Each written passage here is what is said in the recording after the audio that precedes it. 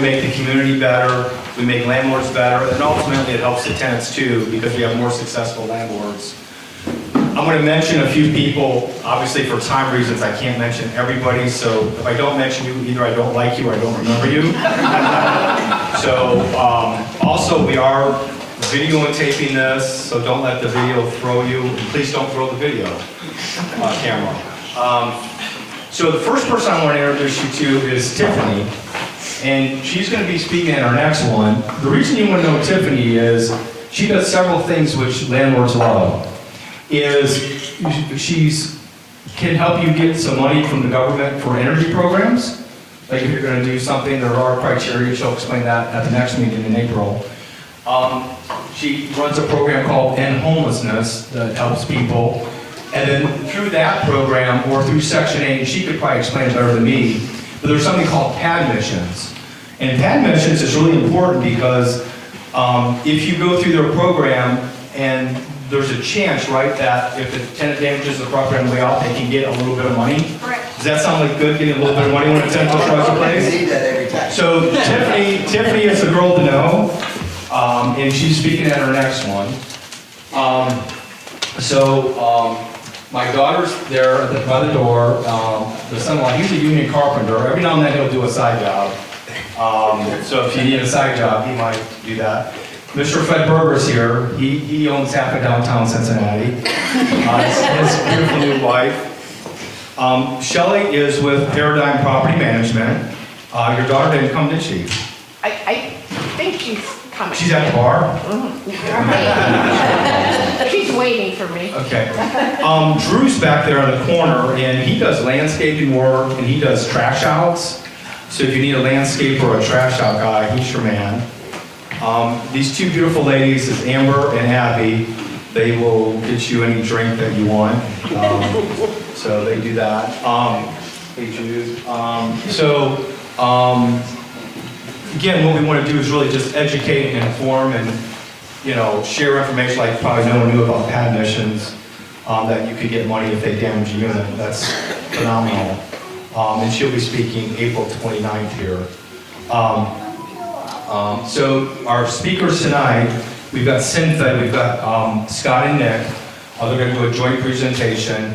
And then we've got Mr. Josh Appleman. And if you guys love podcasts, he does a lot of podcasts, and they're very good. He's got some very big people on them that share a lot of knowledge. So if you like more education, always want to learn about this industry, check out Josh Appleman's podcast. He does a phenomenal job on them, and he has people all over the world talk on them and talk about everything. So again, so if you need, Abby and Amber are there if you need something to drink. The restrooms are in the back.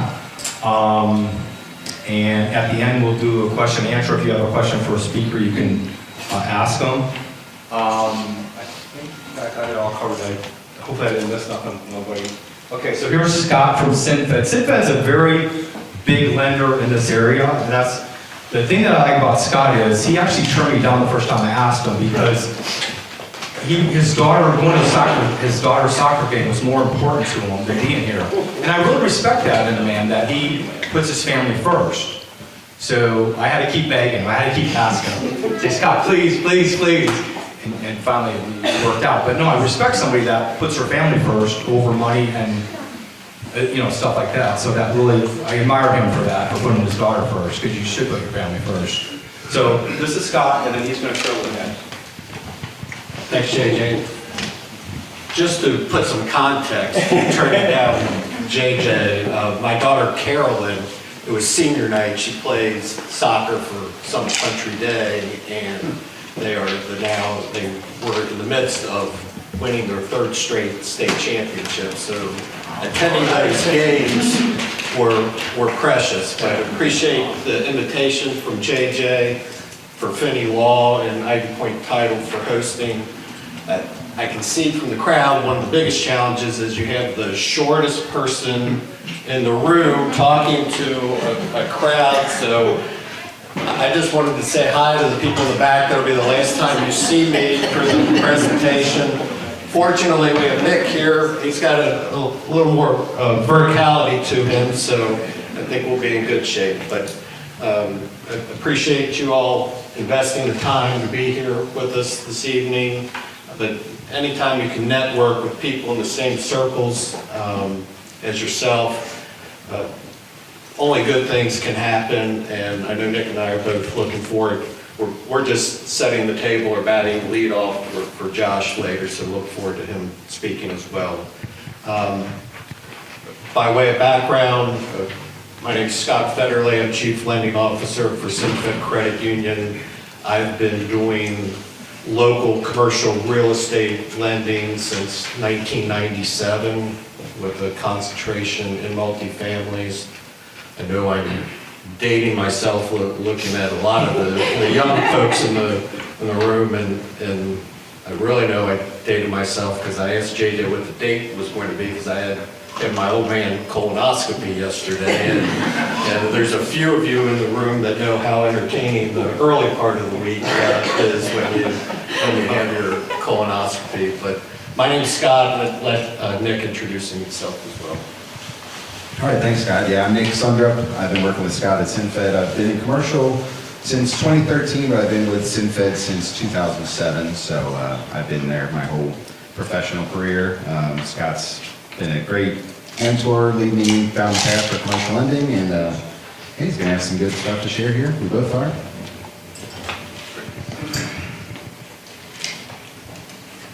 So just a couple topics for tonight that we're going to speak to: market trends, neighborhood highlights, interest rate trends, financing strategies, return on investment analysis, and risk management. Maybe is an overarch. Synfit Credit Union.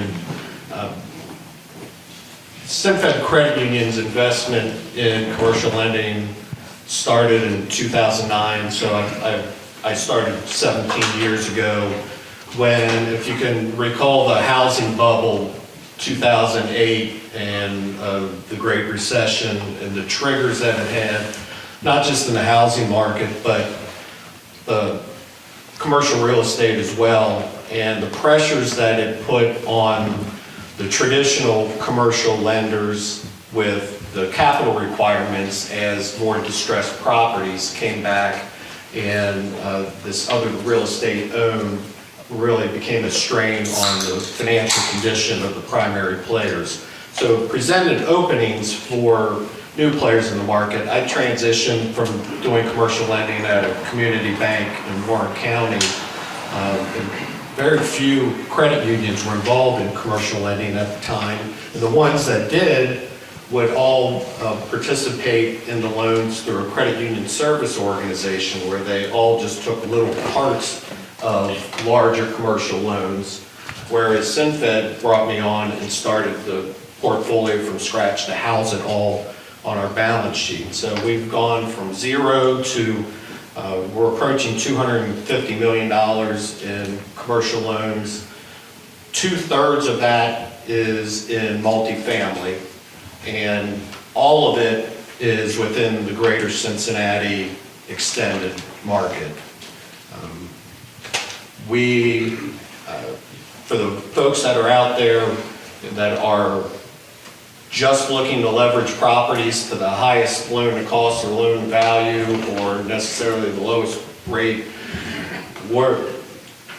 we are not trying to be all things to all people. We have a very stable portfolio. I will tell you, in our 17 years of doing this, there's only been one property that we've ever had to take back. So we really try to personalize the experience with the owner-operators, and we try to tailor products for those folks. I thought Nick could just give a quick sampling or quick overview, an idea of what comprises our pipeline at the moment. Yeah, so right now we have a pretty broad range from loan size to collateral type to. So right now we have loans as small as $125,000 to $7.5 million, mainly multifamily, as he said, but we also have storage facilities right now, office buildings, blanket loans, which we'll go into a little bit later, but pulling multiple 1 to 4 families or apartment buildings into one loan. Those areas include Roselawn, Milford, Norwood, mainly the 275 loop, but we can extend a little bit. We have one in Lucasville and then Amelia right now, so we are able to go, was it 100 miles from, give or take, but our sweet spot is 275 loop. We're a community charter credit union. So that pretty much comprises what we have. Lines of credit for blanket loans, and like I said, we'll go into that a little bit more later. In addition to being a community chartered credit union, I think there's an important distinction with Synfit is we're also a low income designated credit union. So credit unions, unlike banks, are restricted in how much of the credit union's capital that they're able to put into commercial lending. Being a low income designated credit union allows us an exemption to that cap. So at Synfit, we actually have the second largest concentration of commercial real estate loans in the region.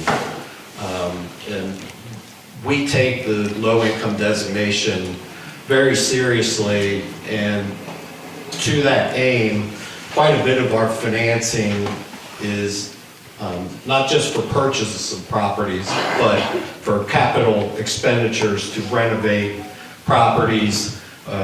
Nick mentioned Roselawn. We have a branch in Roselawn, a low-income designated community. So what we're efforting to do is to, through the investors that become our borrowers, is to allow them to get into the property, fix them up, so that there are clean, modernized, affordable rental units for families within our community charter footprint. Before we start getting into the other slides, may I trouble you all for just a show of hands, who already owns one or more investment properties? Of those, how many have been to this point focused on 1 to 4 family rentals? And those that are in apartments or other sectors of commercial real estate? Great, I appreciate you getting a feel for the composition of the room. Yes. So for market trends, to touch on market trends, this slide shows Cincinnati versus the national average in rent growth and property values. What I really just want to impress upon everybody is what a dramatic difference just 1% is on this chart. And you can see that the national average went from 2 to 3.5, whereas Cincinnati is doubled from 2.5 to 5.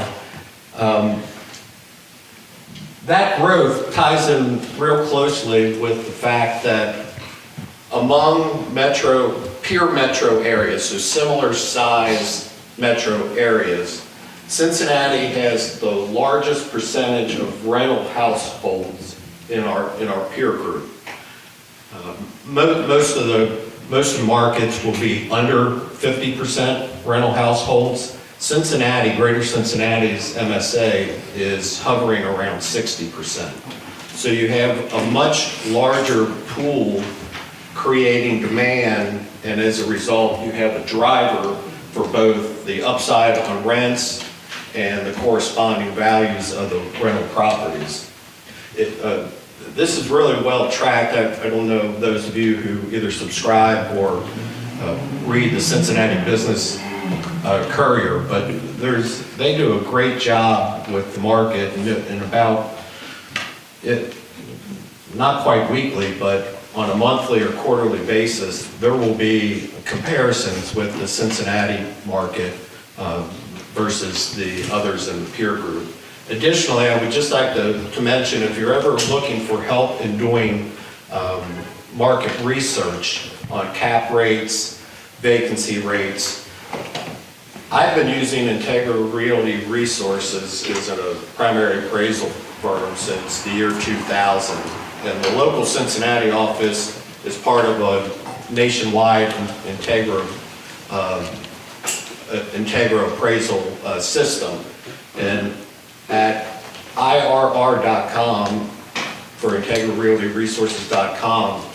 They have a great set of market reports, and it's done, they have the national reports, but they also have market reports, of which Cincinnati is one, and they break it down by property sectors as well. So there'll be a multifamily report, there'll be hospitality, retail, office, light industrial. And the studies just came out first half of the year, and they'll do a mid-year cycle as well. So IRR.com, I guess I failed to mention at the beginning, we do have one-page summary handouts with some pens on the table. It has our contact information. We have our cards as well. If anybody's interested in the slide presentation, we'd be happy to send it to you tomorrow. I have a quick question. Yes. Did you say that 60% of the Cincinnati market is rental? 60% of the households in Cincinnati are rental households. Oh, wow, okay. Is that Greater Cincinnati? Right, the Greater Cincinnati MSA. Now that would constitute not just apartment units, but those that are renting single-family So homes. both, all of it combined? Yes. Okay. Those who living in a space that they do not have ownership of the dwelling. Okay, thanks.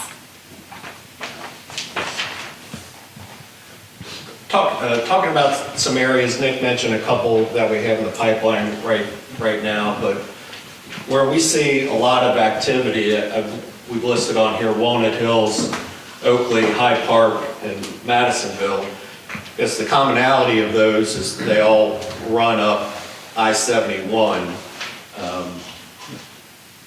And while the focus is if you're driving north on 71, those all being on the east side of I-71, but there's also quite a bit of activity to the left or on the west side of I-71 through Norwood on up to Deer Park. There's a lot of activities. These are going to, the ones that would be in the Deer Park and Norwood area are going to be older properties with opportunities where you might have long-time owners retiring that have kept high occupancies but not raised rents over the years. So there's some value-add opportunities there. On the other side, our headquarters is in Oakley. And Oakley is kind of parlayed off the success of Hyde Park, and now Madisonville is parlaying off and replicating to a large degree what was done in Oakley. I'm just going to pass it over to Nick. He can talk about a few of our recent fundings and give you a sampling of the types of loans and structures that we've had. Yeah, okay, so we mainly are doing purchases, refinances, stuff like that, but what's pretty popular, as Scott mentioned, is we'll also do some purchase rehabs around the area, and we'll be able to offer 1-year interest only. Once we review a CapEx budget, combine that with the purchase, and then we can lend off the total project costs. And then we hold that money in reserve, and the appraisals, titles come back with each draw, and we're able to release those funds with each draw. So it's a pretty streamlined process that worked pretty good for us. Our purchases are capped at 75% LTV that we've had, but we do purchases of mainly apartment buildings. We did I think it was a 16 unit over on the west side. I'm just thinking back so far this year, there's a retail shop, owner occupied, where they're paying off their SBA loan. But I'd say, and then I mentioned before, we have lines of credit for blankets, where they'll combine if you need the money right away, we can do a cash out refinance, or if you just want to be ready for that cash purchase, we can do a line of credit so that money's available to you, and it's just a quick wire transfer for wherever it needs to go. Those are getting pretty popular, I would think, using all the equity when they have owned these properties for a while. There's a lot of built-in equity, so they'll cash in on that and be ready to go for the next purchase. The next slide we have on interest rate trends of our slide deck. I think that this one may be the most impactful. And the reason why I say that is if you look at the chart and you see the bottom of the interest rate cycle being in 2021, that's very important because the predominance of commercial financing is done on 5 years, either a 5-year term or a 5-year ARM. So there is a large pool of loans that are due for repricing, and they will be repricing from rates that they had entry points as low as in the 3s or low 4s.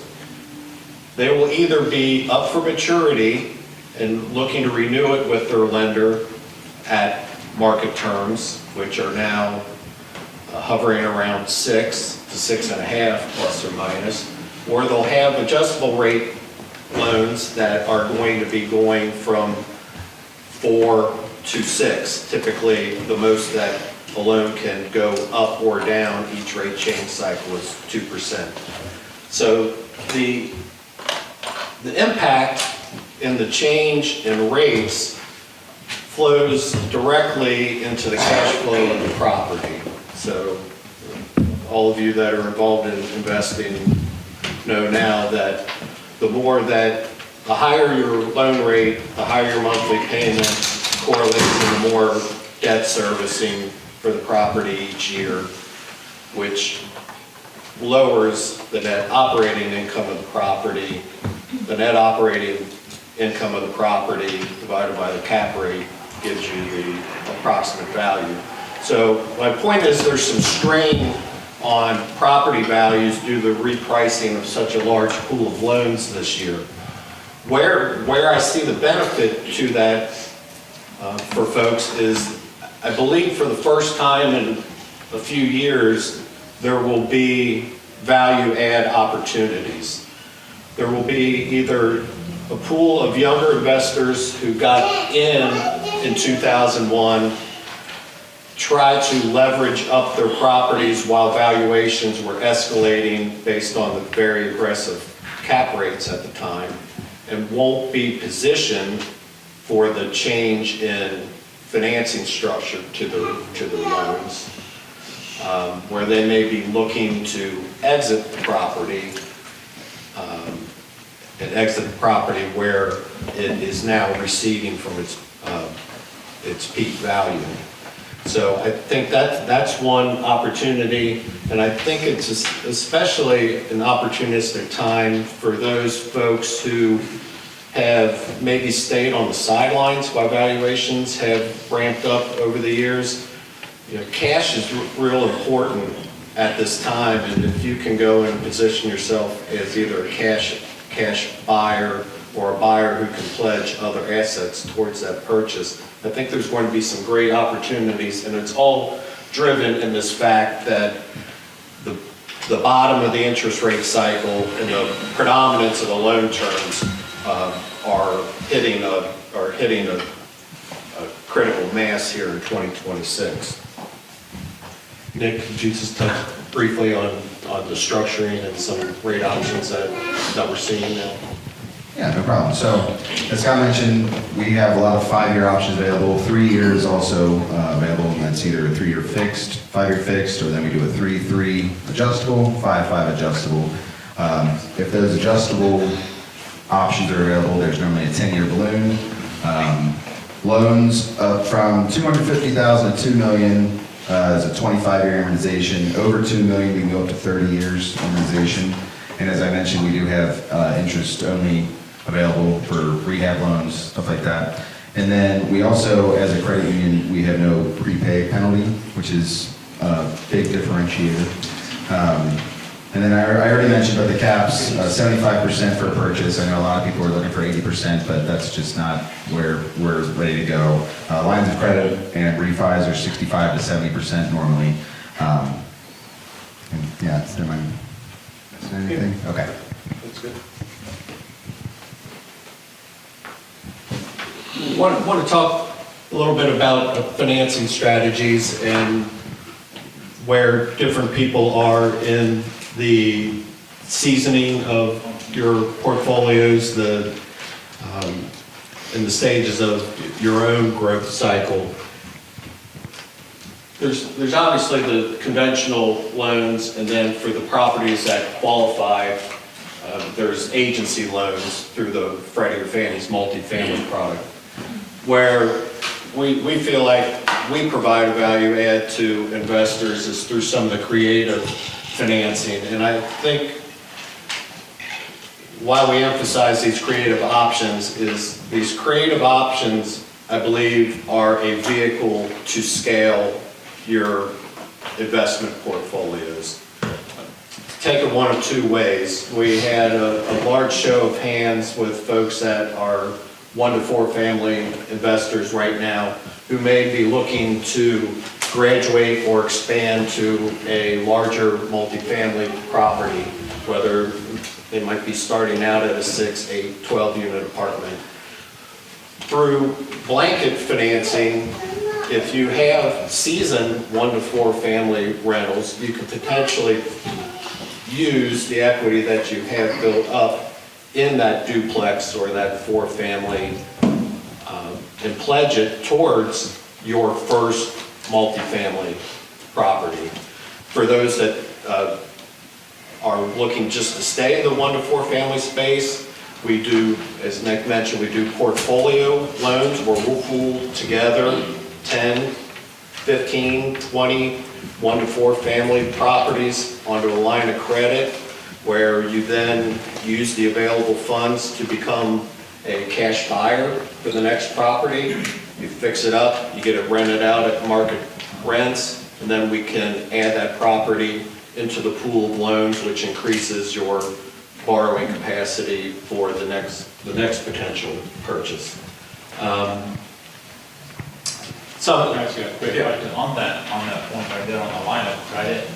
Is that amortization, or is that 5 years, 10 years, or a yearly? So most of the lines of credit that we have are on 3 or 5 year terms, and the repayment on it each month is just 1% of whatever's drawn against the line. So you have a $500,000 line that's fully drawn.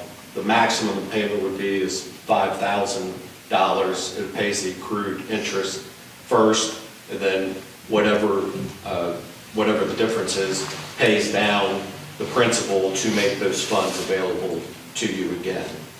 There are a lot of times where folks have these properties leveraged in different places, and to then access or tap into the equity that they have, it becomes a two-step type loan, where we'll take the individual first mortgages that the folks have, we'll put those together into one blanket first mortgage, essentially a rate of term refinance, covering the amount that they owe, and then behind it, for their to access their equity, we'll then take the same pool of properties and put a second note behind it as a line of credit, where they can then use that money as they see fit for capital expenditures, to cover unit turnovers, or a lot of the folks are looking for that next property, and they'll use the available funds to essentially become. So you'd be a second note holder? We would be a first and a second. So we would replace, there may be a handful of different mortgage holders currently. Those would all be consolidated into a blanket first mortgage, and then we would, behind it with the excess equity, take the same properties, pull together as a line of credit. And the loan value of that is 65 to 70% credit? Typically, I think two of the important determiners in the leverage of the property are the seasoning, not just of the ownership of the property, how long you own the property, but how long the rents have been stabilized. What we see quite a bit is folks that buy the property, fix it up, perhaps cosmetically primarily. They'll increase rents and immediately look to cash out on the property. That's more of a challenge. So they may have a little bit of ownership seasoning on the property, 6 to 8 months, but the rental seasoning where they've had all the units rented out and at the market rents might only be a month or two aged. So typically ownership seasoning, you're looking at a year, and rental seasoning at least 6 months. The differentiator or the thresholds for those are the point at which a lender will go off the appraised value versus either your acquisition cost or your total project cost. So you paid $300,000 for a property, put $50,000 into it, total project cost, so your borrowing basis becomes a $350. But it may be worth $550 now. To be able to borrow off the $550 means hitting these seasoning requirements, ownership and rental. But that's an excellent question.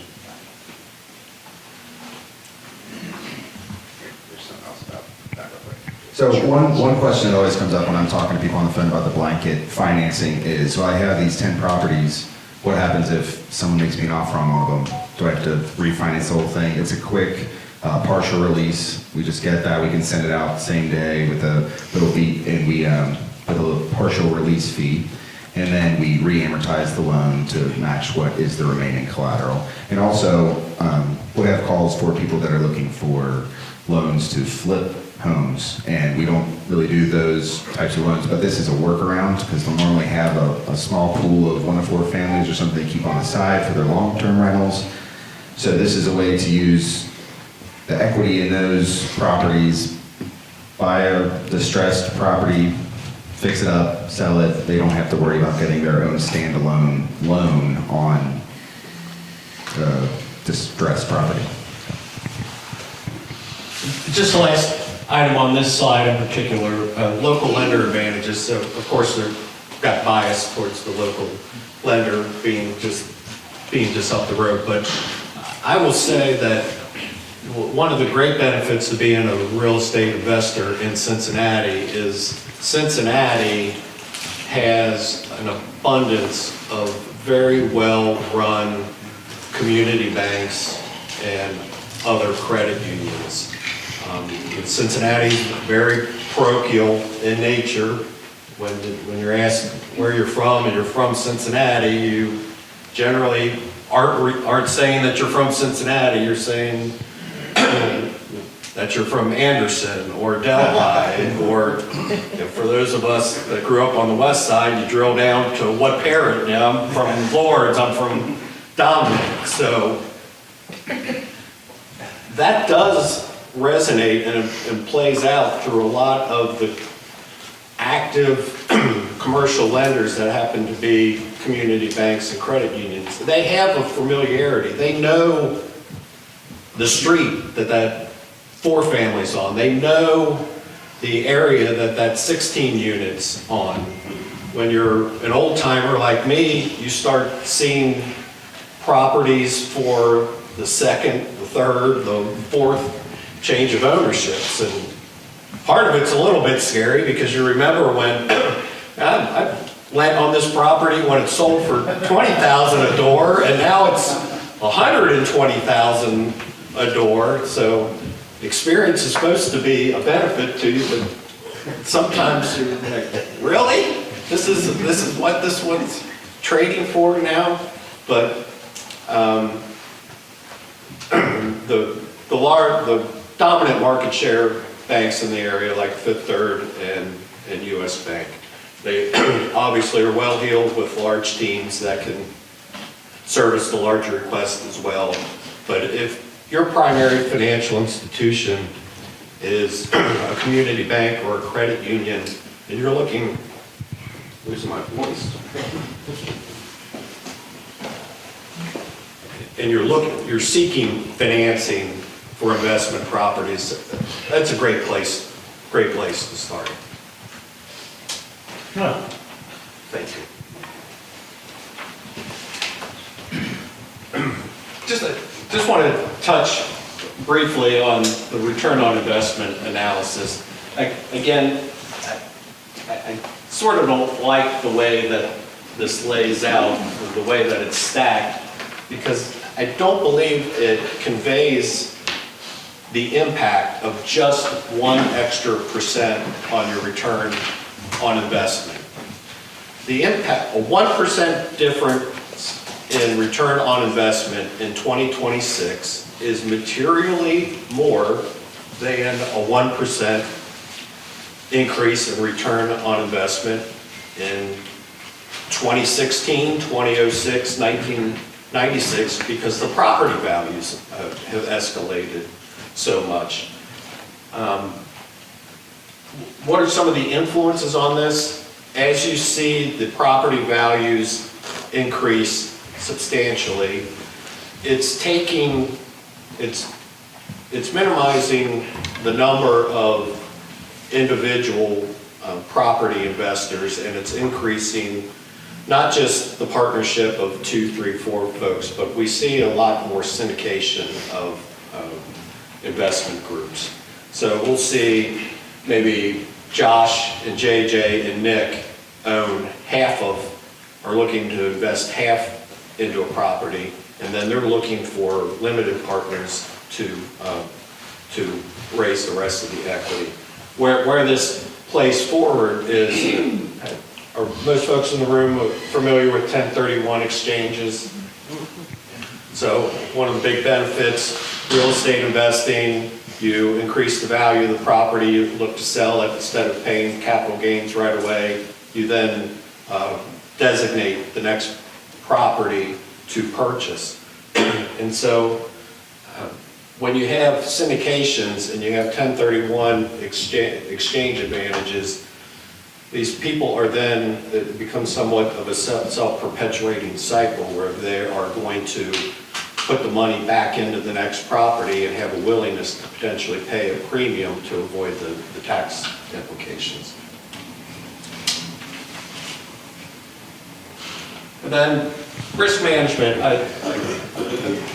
Obviously, everybody thinks in terms of vacancies and the strain that that could put on the cash flow of the property. But there's some other mitigants that we're obviously looking at it from the opposite side of the table as you as the investors. And what are things that can help mitigate the risk of a spike in vacancies on a certain property? And I believe a few of them lie in the diversification, just like the folks that are investing in stocks, bonds, mutual funds. Your investment broker is always telling you to diversify between large cap, middle cap, small cap, get some other types of investments mixed in. We look at it both geographically, where the mix is, and then the units. So is everything you have 1 bed, 1 bath? Are you heavily exposed on studio apartments? Do you have the ability to make your next acquisition help blend your total bed count, where you start to acquire multiple beds or 1.5 bath type units, where if there becomes pressure on a certain unit or geographic sector, that you've diversified and spread out your asset holdings to help minimize the valleys and allow you to reach back towards the peaks quicker. Part of expanding your portfolio also plays out with the lenders, and I just want to have Nick touch on the annual reviews that come along with the larger relationships. Yeah, so when your portfolio reaches a certain level at Synfit, we are required to do an annual review, which is basically re-underwriting the loan. We gather updated documentation for the collateral for you, because we underwrited the collateral individually for the borrower and globally, and we look to see that everything is still hitting the marks, and we're making sure. So last year we did 24 relationships totaling $92 million, and that was a 46% portfolio penetration. So re-underwriting about 46% of our entire portfolio last year. But That's for our larger relationships, and we have to do that annually. That would not be just a Synfit requirement. If you have a concentration of investment property loans at fill-in-the-blank lender, when you get to a certain threshold, it will trigger a portfolio review. Obviously, every financial institution is answering to their auditors and examiners. The reason why we bring this up is it's important when you're doing your record keeping, especially as you're scaling your portfolio, to segregate and make sure you're tracking individual properties, both on the income side and the expense side. If you can keep your accounting, even if it's just in-house through QuickBooks or whatever program that you use, if you can keep it within the trailing quarter, that's going to position yourself the best, not just in maintaining the standing that you have with your primary lender, but it'll help facilitate potential growth with that lender, or if you need to transfer then to a second lender based on lending caps. So, high level on each of the slides. Again, we do have cards and contact information. If folks have any particular scenarios that you want to talk through, we're happy to do so. Nick's heard this from me from day one, is sick of hearing it, as are the two other gentlemen in our commercial lending department.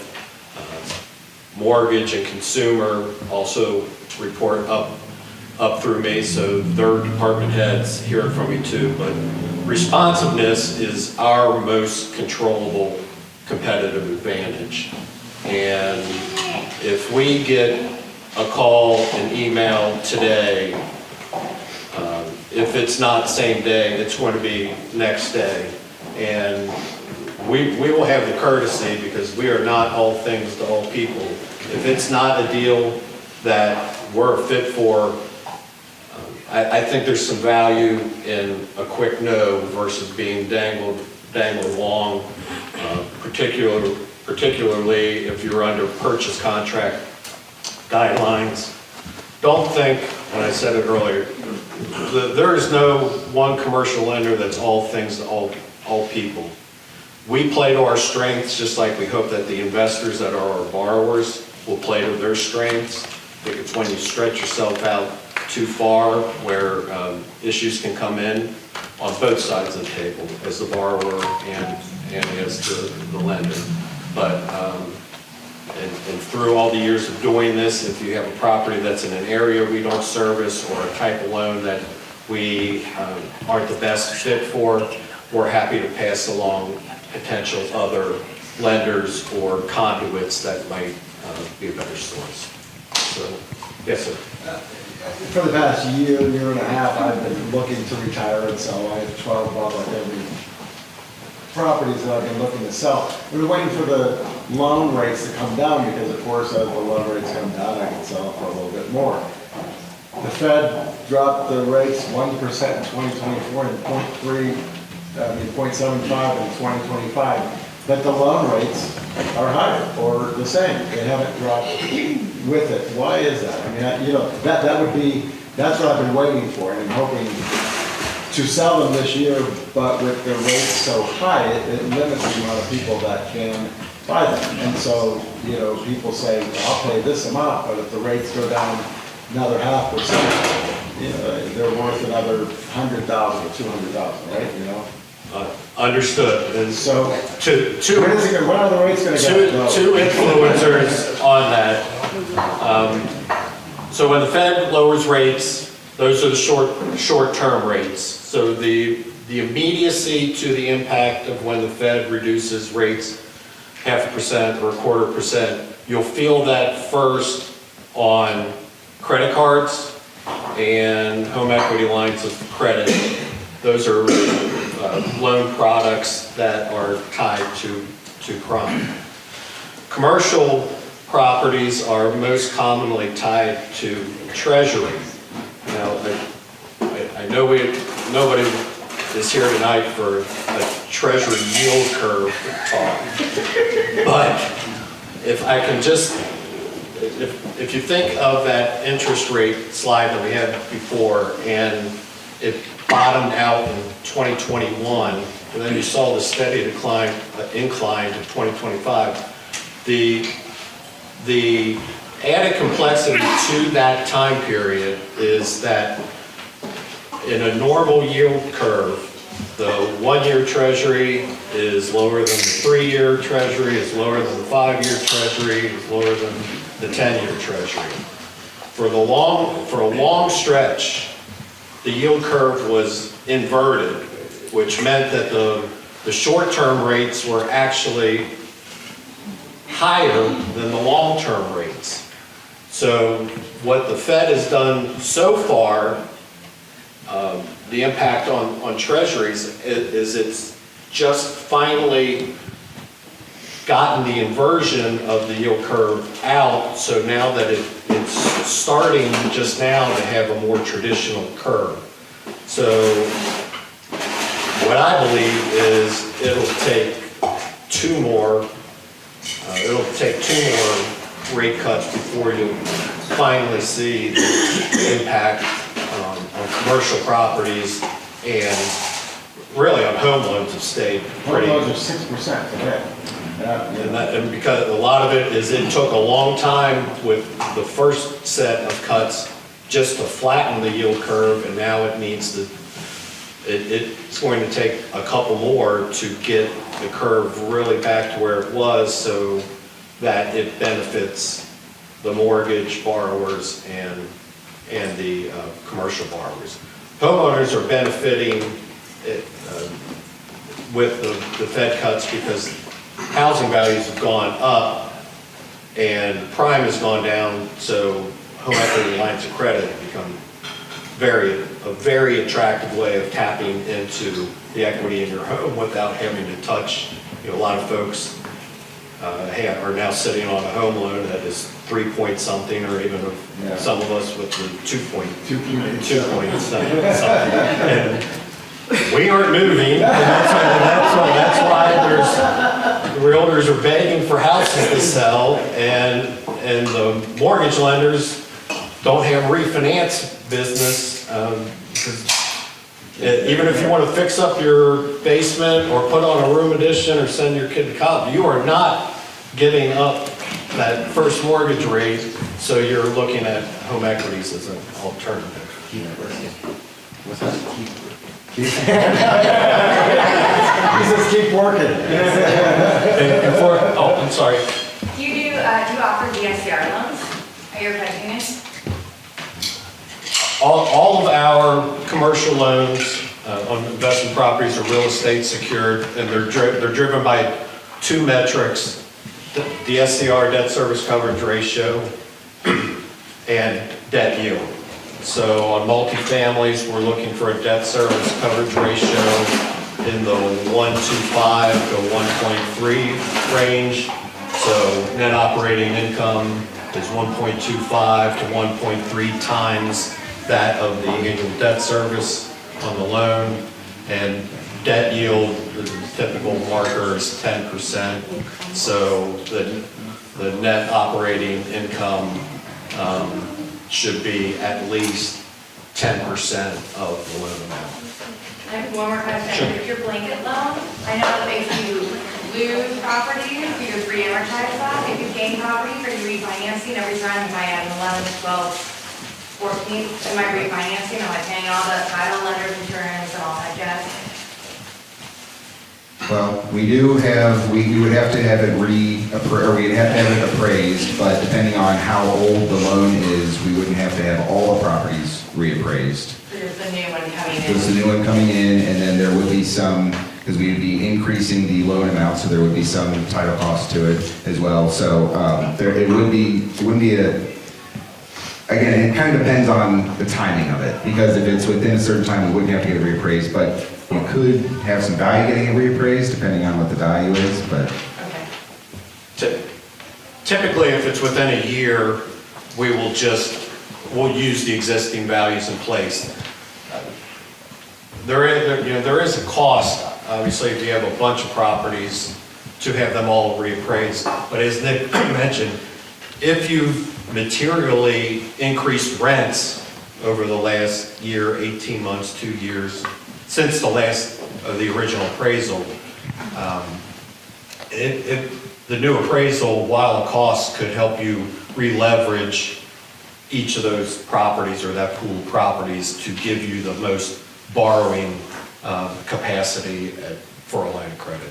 And then one more, so sorry, if there's a liability issue, so say you have your 10 properties, say one, and they're all managed through a property management company, and even if you're paying, say someone's trying to sue you from one of your properties, because it's under a blanket loan, does that mess up my LLC situation? If I have 2 properties under each LLC, what happens with my lending, and that kind of brings it all together as a liability issue? So the blanket, the portfolio loan, 10 properties, it is one mortgage for the total amount of the loan and it's on each of the properties individually. Okay. But if the loan, say, is a 70% loan, if you need, Nick touched on it about potentially selling one of the properties, or if you needed to exit one of the properties for liability exposure, they are each weighted. So if you had 10 property, just simply, if you had 10 properties in a $500,000 loan, and they were all worth the same amount, the partial release amount to remove the one that has the excess liability would just be $50,000. It's all weighted. The total loan amount and the value of each of the properties is a percentage of the loan. But you do have the ability to exit a property that may have excess liability tied to it. It's not as clean as when it's sitting by itself, but they're again, part of the emphasis of our discussion tonight is those folks that are out there that are looking to scale their portfolio's, and the power of pulling together multiple properties can leverage you either as a cash buyer or a more well-heeled buyer from the amount of down payment it takes for a larger multifamily. Yes, sir. So you have a line of credit on 10 properties, you have another 10 properties that you don't have any loans on. And you'd like to be able to either replace the collateral in this with another property of equivalent, or maybe you could be able to, what you were saying, you had to think for a while, and maybe you have a little extra collateral in there that you don't need, you can get rid of the property that you wanted to sell from that property. Is that a hard property? Happens all the time. It's rare that an investor gets a portfolio loan and it sits in its original state until the line of loan matures. There's exchanges of collateral, there's properties that get sold off, other ones that get purchased, that get plugged in. So what we think of it as the most user-friendly product we have for investors as they're moving the smaller. Otherwise, every time you sell a property, or buy a property, you've got to go to the bank again, get closing costs and all that kind of stuff. And then you would find that you sell that building and then you've lost all of the, and sometimes they have a problem with the resale because it's too early, it's not mature, so that makes it a lot easier for buys and sells on a regular basis. JJ, sorry if we ran long. Oh, no, that's okay. I think everyone's interested, so, yeah. No, you're good. Any other questions before we turn it over to Josh? Yeah, you just mentioned something about having 10 properties valued at 500. Where do we find those?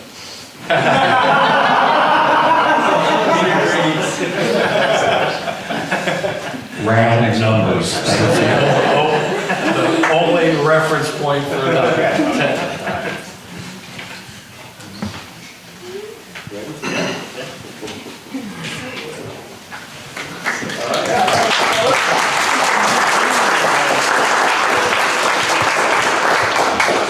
All right, he's the bank, I'm the borrower. Josh Appleman, I'm a local investor, local operator. Right now, I currently have 382 units. So I know there's a lot of people with more units in here. There's people with less units, but we all started with zero.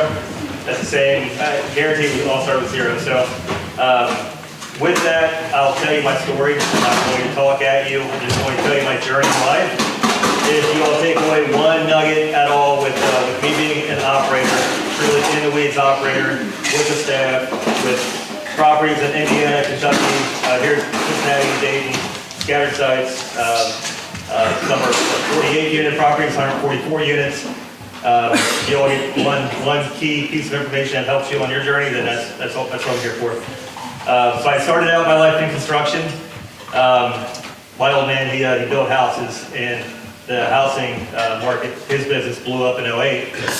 So I hated construction, but it also, now it is it's priceless, because being in real estate, if you have construction experience, no one can really put one over on you, and if you have in-depth construction experience. So I've got project managers that work for me, but they can't tell me what I can and can't do, because I've worked there, I've done it firsthand, not just for a year, not for 2 years. I grew up in construction, so I've seen it from the footer all the way to the ridge. I've worked with crews and out there every day. Then I got into flooring. Flooring was my trade that I really cut my teeth on. I'm earning my own money outside of my dad's company.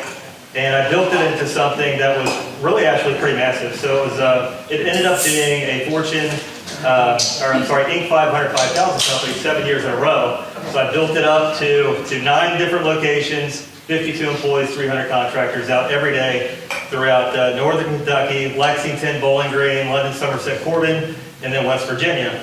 So I sold that territory, and I'm skipping over a lot of stuff, but fast forward, I sold that company in 2019, and then that got me into really real estate. I didn't know about real estate, didn't know what it was, didn't care about it, but I knew that you control, you put your heart, effort, energy into something, you control it. It can't be an account that gets turned off.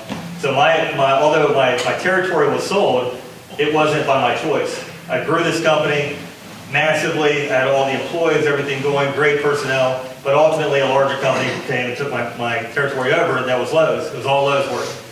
So it was, but that was cutting my teeth on what was the next chapter, and that's real estate. That is me going out there, finding the deal, putting it under contract, going through the motions, underwriting it, getting the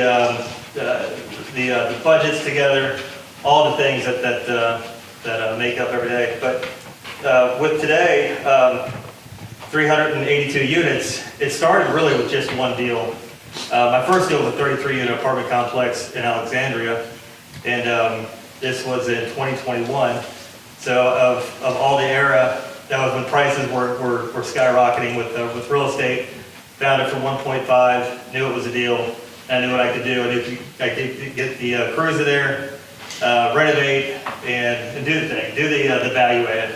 And we did. And me coming from construction, we redo everything in the units. We redo the flooring, the paint, the baseboard, cabinetry, granite countertops, black, white, gray color scheme. We make them look good. And Pad Mission, very familiar with Darrell's firms. We definitely partner up with a lot of Section 8, CMHA, Pad Mission, because those are staples in communities. And our units are completely modern. They're great looking units, and we can offer them to really every tenant that has every tenant profile. So I'm not a landlord that I guess skips on all the things to get a tenant in there to cash flow.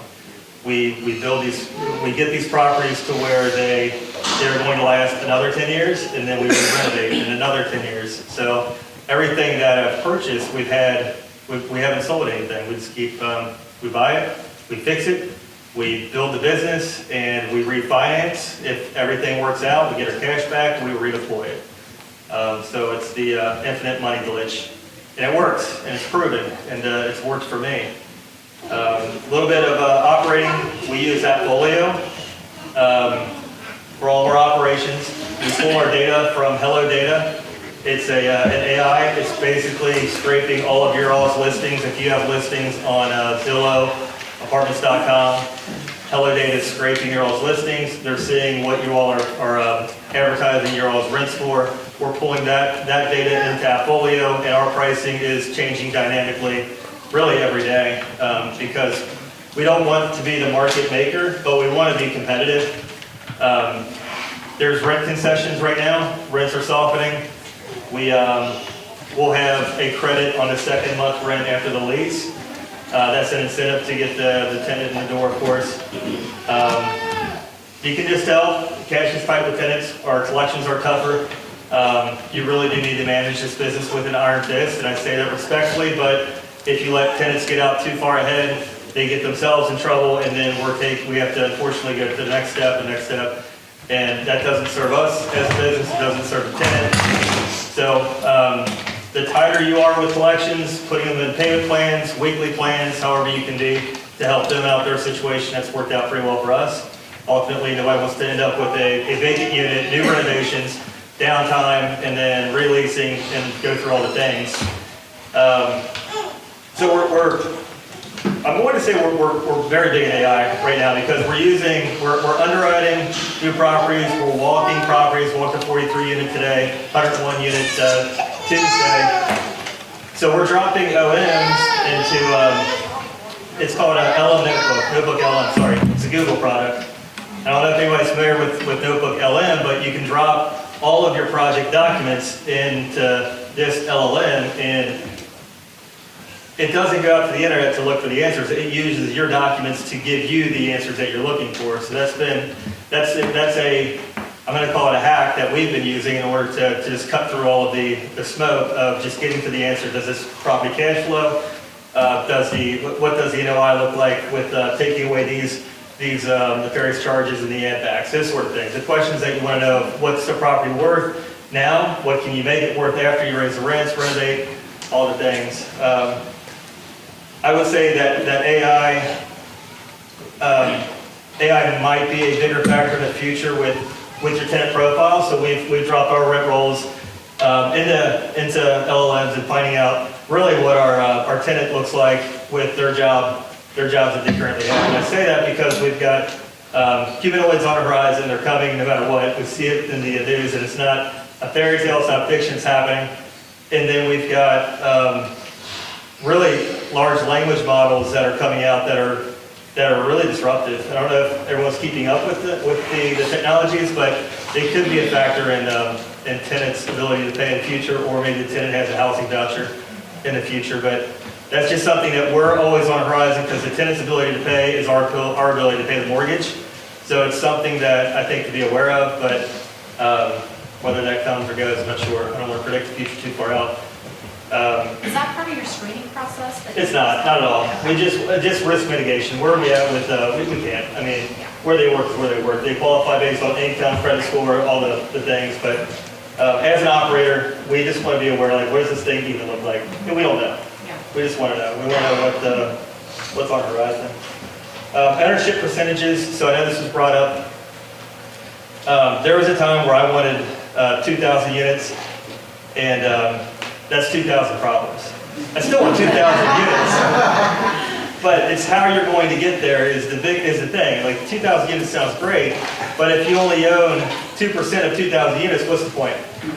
So I say that, friends over here, get there slowly, build slowly, keep as much equity as you can. 100% is preferred. Do that creatively.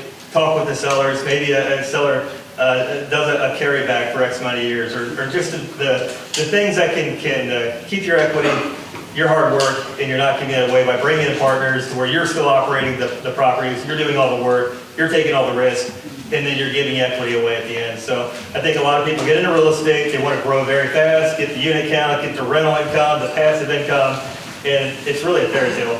Real estate's not passive at all. It's, you do it right, you're very involved, you're operating it, you're doing the things that you should be doing, and I think if you're passing it on to a property manager, you're making a mistake in a sense that they're now in control of your money, and you're hoping that they're making the right decisions with your money. I mean, and I've had third-party property management. I had to start out my 33 unit. I didn't qualify.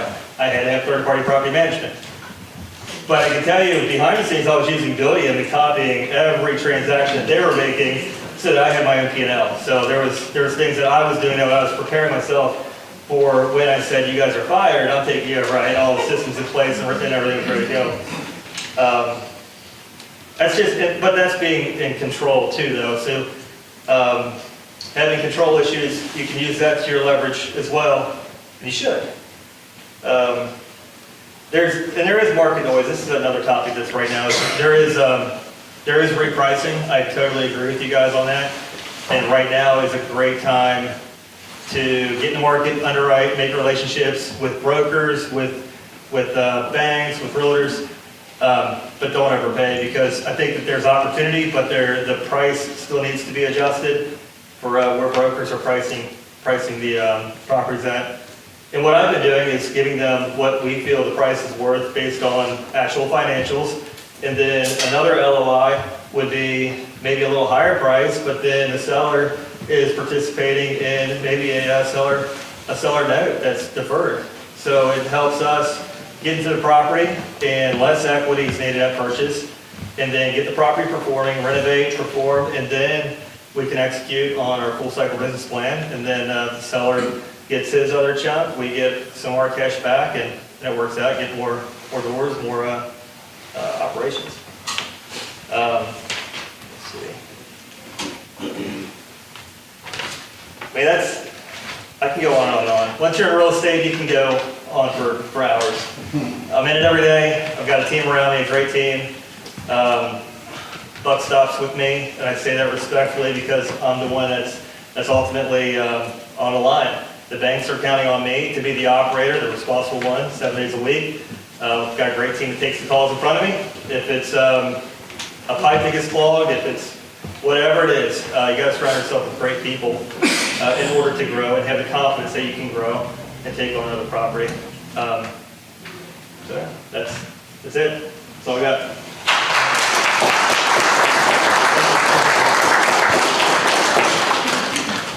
Eli, you got 2 minutes?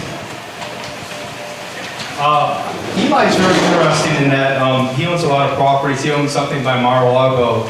Last couple of years, I've been fortunate to help him buy about $7 million of property in a few years, and he doesn't use banks.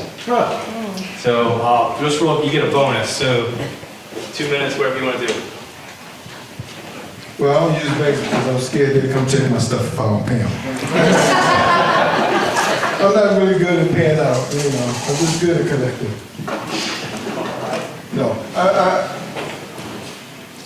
that's not true. I do use banks. I just don't use them as often as other people. When I build up the money, I pay the banks off. We own probably, I don't know, north of 600 units, probably now. And it's just myself and my wife. We don't have a big crew, but we do keep a large Hispanic crew on retainer at all times. For whatever reason, they do the job and they do it right. I bought at a time where you really didn't need the banks also. In 2007, 2008, that big old fiasco, when everybody was running away from real estate, I couldn't buy enough. I bought everything I see. And I'm actually down, because we was over 1,200 units at one point. So I'm actually down. So we have sold some items. One of the things, if you guys had to take anything away from here, don't be afraid. You know, I know times, you know, it gets scary, you don't know what to do. Sometimes those are the best times in the world to buy. You should have seen everybody jumping out the window in 2008. Some figuratively, some literally. And that was the time where the money is made. The money is not actually made when you so-called sell real estate. It's when you buy real estate. That's when the money is made. We buy it right the first time, and then we continue. Jay and I, when we first started working, one of the things I told him is, if we get 1 out of 20 deals, we're making big money. Because I never did offer a whole lot. I know where I was. I know what kind of buyer I was. You know, and from that, now I think we have, 52 Airbnbs, VRBOs, and I'm not for sure if that's the right way to go. You know what I'm saying? Because everything, you try a lot of things. Sometimes you throw a lot on the wall to see what sticks. You know, one of the things we haven't been afraid of is trying. And we bought our property at the right time, at the right place, so it started working. But Jay, if anybody who does not have a real estate broker, you guys are missing out. I don't even, in the Ohio area, we own property also in Florida, in Atlanta, and Dallas, Texas. But in Ohio, none of the real estate transactions I do is without a great real estate broker, because they'll lead you in paths, they'll save you money. If you hold on to them and kind of nurture them, they're making money, they're going to make sure you make money, because they want to see the deals close. And that's important. That's all I have to say, guys. Does anyone have any questions or anything? For anybody? Any questions to anybody? I have a question for Eli? Eli. Okay. So your the properties that you have out of state, how do you manage those? Is that self-managed? It's simple, the same way that everybody else, same manager. I get one manager for one area, no matter what city it's in. That becomes my manager. That's my to-go-to person. You gotta be somebody that you trust though. But how I do it out of town is every rent that they collect, they get 5% off the top. Better than a management group that you have managing, because they're gonna make it right, because they want that extra money. So that's how I do it. Now other people might have, look guys, I'm just an old-fashioned guy. I just do things that I know that, just makes sense, and it works. I've never went to school for what it is that I do. I live in a nice house, but I don't spend a lot of money doing a lot of crazy things. But I live a nice life. I'm also the art curator for the NAACP. For the acquisitions that they've done, we probably acquired more than $10 million worth of artworks for them. So you don't have to be very smart in order to get in this business, but you do have to make sense with the knowledge that you do have, and make sure that you call the lawyer, invite them out, take them out, and then that's when you get your advice. You don't go to his office to get advice, you come and train. But that's how I do all my obstacles. You talked about the second month to give and give backs. What kind of in the lease? Say that again? Was it you that said something about in the new lease, or was it in the second month? Oh no, Yeah, we'll give a small concession on the second month. Pay your first month deposit, first month's rent, and then second month's wage concession. How much? 2%? Between 50 and 250, depends on, totally depends on our occupancy and how long the unit's been sitting. And does that help get the person in sooner, or does that help? It's an incentive, that's all it is, a tool, it's an incentive. If it secures a lease, then it works. I can tell you that here lately, we've been getting more concessions to get units leased. There's more selection, there's more inventory, there's absorption. Here in downtown Cincinnati, there's going to be absorption issues too. You've got all of these buildings that are being converted into apartments, and if more people move down, then it just dilutes the occupancy. And that's what's happening. I was in the news, I think 2 months ago, that occupancy is dropping downtown Cincinnati. it's not dropping, people are just moving to new product. So it's, but that's the other part, is there's more available inventory. And that incentivizes the rent review. And it's just not here in Ohio, that's all across the country, guys. Because we have the same thing going on. But once again, I would apply real down home, I guess, knowledge to it. And that is, when a person comes in to rent, we give them the rent. If you pay your rent, on the first of the month, you get $100 off.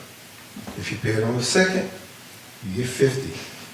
If you pay it on the third, you get 0. That's you just paying your rent.